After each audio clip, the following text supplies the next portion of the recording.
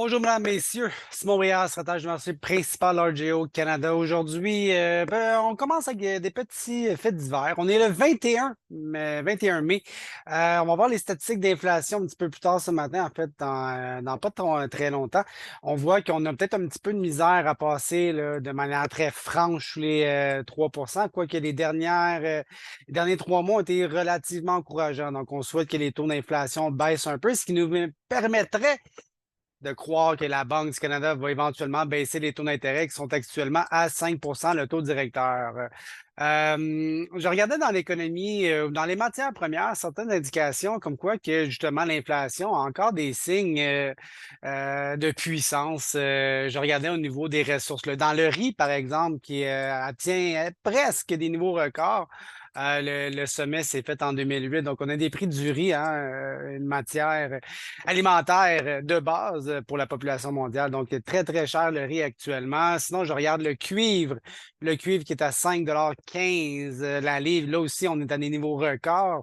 Le cacao, on en a parlé quelques fois, même s'il a baissé un peu. Hein, la production qui est à la baisse, mais elle rencontre une demande plus faible. On s'équilibre peut-être aux alentours de 7 000 US la tonne. Donc, encore là, des matières premières, des ressources très chères. J'ai du bœuf qui est à des niveaux là aussi records. Un petit peu d'hésitation depuis quelques mois, mais n'empêche, si on regarde la courbe historique, c'est très élevé. Le gaz naturel qui augmente, on était quoi, une pièce et 70, on est rendu à 2,70. Ma foi, c'est plus de 50 peut-être même plus, là, je vois vite d'augmentation.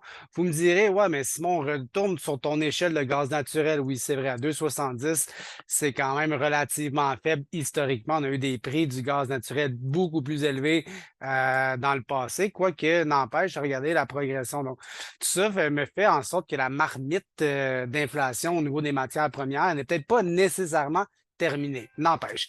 Je regarde la progression des semis aux États-Unis, quand même une belle progression. 70 du maïs est semé. En moyenne, c'est 71. Beaucoup de progrès faits malgré tout. Même les courbes, on voit qu'on suit quand même la tendance assez saisonnière et on parle de retard. Oui, non, en fait, il n'y a pas vraiment de retard. C'est pas des bonnes conditions. Je pense que le contexte, il est peut-être un petit peu plus de peur que de mal, parce que juste mathématiquement, sur papier, 70 ici, là, c'est pas la mer à boire, là, comme dirait l'autre. Euh, dans le soya, 52 est semé, en moyenne, c'est 49. Là aussi, ça va bien un petit peu d'avance. Sur les cartes, on le voit assez bien, l'avancement des semis dans les conditions du blé d'hiver. 42 plus 7, ça fait 49 de bonne d'excellente qualité. C'est un petit recul contrairement aux 50 de la semaine dernière, mais une nette amélioration par rapport à l'année passée. On voit ici 2024 là, sur notre condition, le good to excellent. On est ici, donc on est dans des années similaires à 2020-2021. Les piochons des 2 dernières années, c'est derrière nous. Donc, ça va relativement bien au niveau du blé américain.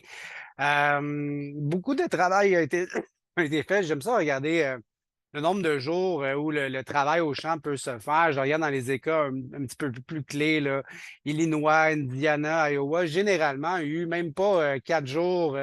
Comme je le disais, les cartes météo étaient difficiles, mais il y a quand même eu beaucoup de progrès. Plus de 16 millions d'arbres qui ont été semés là, dans cette période-là, avec très, très peu. Donc, normalement, vous donnez une règle générale, là, 5 par jour quand tout va bien. C'est-à-dire que si j'ai une progression des semis à 30 une semaine, j'ai 7 belles journées de suite, 7 fois 5, 35, je devrais être à 65. Donc 5 est à peu près la règle du pouce. Je veux me donner un petit peu des perspectives. Puis là, ben, ça a quand même poussé. En Illinois, je pense qu'on était rendu à 7 par jour. Donc, des gros tracteurs, des gros planteurs. La technologie nous permet d'aller de plus en plus vite, ma foi. C'est ce que je voulais dire. Donc, les tendances sont encore un petit peu positives pour le maïs nouvelle récolte, malgré un petit peu la baisse des prix cette nuit. Les tendances sont relativement positives, quoi qu'on a eu des prix plus élevés. Dans le soya, c'est un petit peu la même chose. Je vois une tendance positive avec un peu d'hésitation quand même.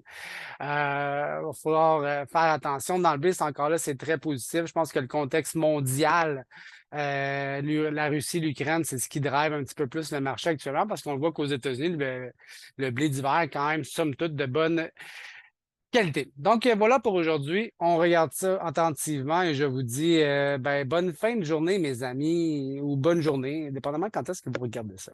Salut!